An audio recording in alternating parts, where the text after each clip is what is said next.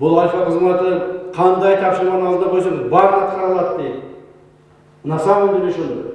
Аны сіздер ақырғы 2 жылда мына көрсетіп отырасыңдар. Емне тапшырма қойса барын атқаруға даярсыңар, жана ошо колуңардан келет.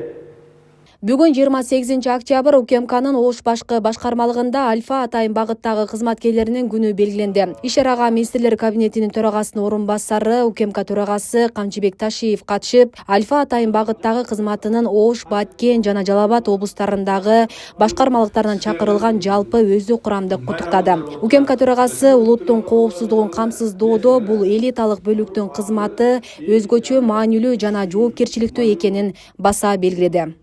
Ең негізгі мәселе, құрметті қызметкерлер, бұл ата-мекенге қызмат қылу. Мына ушул сөздөн баары башталат. Ата-мекенге қызмат кылуу дегенде ар ким ар түрдө түшүнөт. Ар кимдин өзүнүн ордунда қызмат кылууну көрсөтүш керек. Мугалим мугалимдигин кылыш керек. Студент студенттигин кылыш керек. Спортсмен деген кылыш керек. А сиздер болсо өзүңүздөрдүн колуңузда курал бармы? Тактикалык, машыгуу окууларын жакшылап өткүзүп, эгерде мамлекеттин башына карагандай өркүн түшүп боло турган болсо, силердин кызматыңар керек боло турган болсо, ошондо чыга турган жигит силерсиңер. Ошондо чыга турган, коргой турган, өз ишин так аткарып, коркунучтардын баардыгын багындырып, мамлекетте коопсуздугун сактай турган, коргой турган силерсиңер. Ошондуктан силер дагы өз кызматыңарды так аткарышыңар керек деп билем. Ошондой мезгилде мына бүгүн сиздердин майрамыңыздар болуп турат. То есть кече майрамыңыздар болуп өттү. Бирок бул майрам мындай айтканда бир условный майрам да. А на самом деле бизде майрам качан болуш керек? Майрам биз душманды жеңген күнү ошондо бизде майрам. Кайсы күн биз тапшырманы жакшы аткарсак, кайсы күн алдыбызга коюлган талаптарды аткарып, биз душманга же болбосо ушу биздин мамлекетке каршы адамдарга туруштук бере алсак, ошол күн бизге майрам болуш керек. Ал эми ушу сиздердин жумушуңарды жеңилдетиш үчүн, мүмкүнчүлүгүн арттырыш үчүн, силердин социалдык жакта силерди коргоо үчүн мамлекет тарабынан баардык күч-аракеттер жумшалып атат. Мұны өзіңіздер байқап атасыздар, ақырғы маалдарды көріп атасыздар, өз қолыңыздармен сезіп атасыздар. Иштеген, жашаған жерлерimiz, минген машиналарыбыз, кийген кийимдерибиз, колдонгон каражаттарыбыз, бұның бардығы ошо сиздер сезіп көріп тұрған маселелер. Мындан ары дагы ошол маселелер өркүндөтүлөт. Муну менен токтоп калбайбыз. Мындан ары дагы силерге шарт түзүлөт. Мындан ары дагы жаңы технологияларда, жаңы багыттагы, жаңы замандагы ар түрдүү курал-жарактарды, ар түрдүү боеприпастарды, техникаларды алганга жана силерге ошону колдонууга бергенге биз милдеттүү болобуз, жана ошону биз аткарабыз. Альфа атайын багыттагы кызматы өзүнүн курамында ар кайсы аскердик адистиктер боюнча адистиги бар.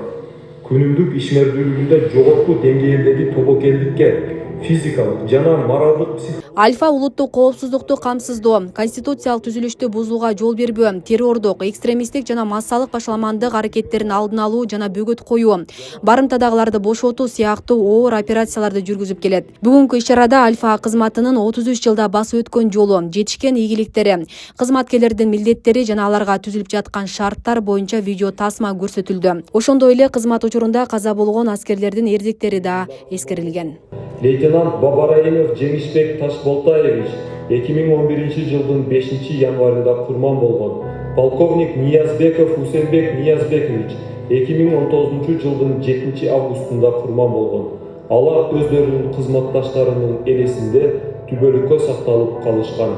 Камчыбек Ташиев Альфа өздүк курамын куттуктоо сөзүн улай кызматкерлерге майрамдык белектерди тапшырып, мындан ары дагы өз кызматтык милдеттерин так жана берилгендик менен аткаруу зарылдыгын, бул үчүн дайыма физикалык, тактикалык жана психологиялык жактан күчтүү болуу керектигин эскертип өттү.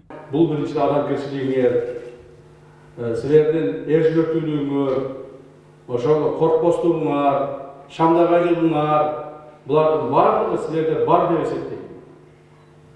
Ушул жогорку айтылган сапаты жок адамдар бул атайын кызматта кызмат кылууга татыксыз болот.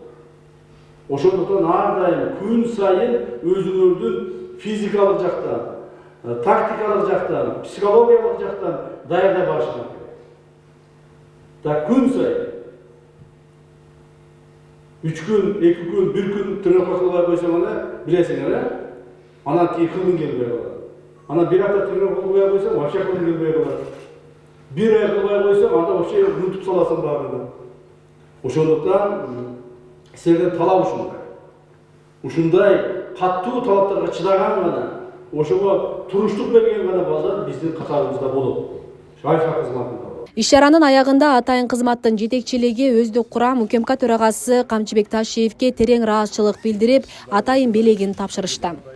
Мекен үчүн, элибиз үчүн жаныбызды бергенге даярбыз, ар дайым даярбыз. Кандай гана бир тапшырма болсун, мамлекет жактан болобу, улуттук коопсуздук жактан болобу, биз ар дайым аткарууга даярбыз. Ошон үчүн сизге терең ыраазычылык, өзүмдүн үй бүлөмдүн атынан, туугандыктардын атынан ар дайым аман болуңуз, ден соолукта болуңуз. Ар дайым сиздин жаныңыздабыз. Рахмат. Рахмат сизге.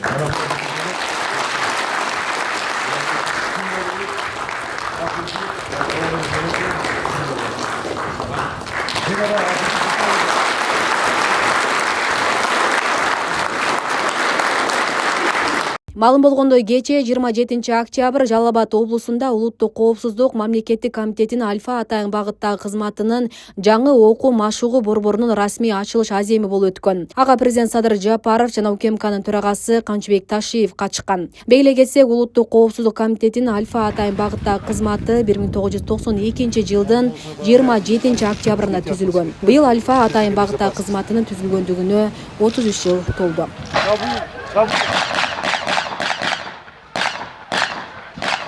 Асия Сыдыкова, Эркинбек Баймуратов, Регион телеканалы.